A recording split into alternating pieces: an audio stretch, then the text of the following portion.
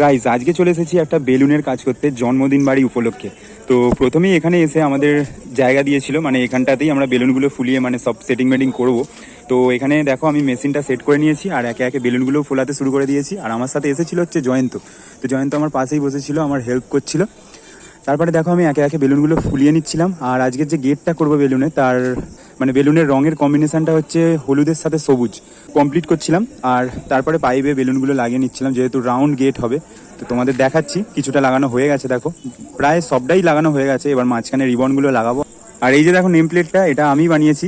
মানে তোমরা যদি এরকম নেম প্লেট বানাতে চাও নিজেদের নাম দিয়ে, নিজেদের ফটো দিয়ে, তো তোমরা যোগাযোগ করতে পারো আমার সাথে এরকম নেম প্লেট বানানোর জন্য। কেমন হয়েছে জানিও নেম প্লেটটা।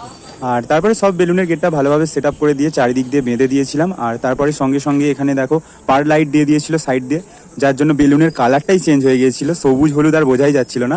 তো তারপরে আরও বাড়িতে এদিক ওদিক বেলুনের গোছা করে চারিদিকে সাজিয়ে দিয়েছিলাম।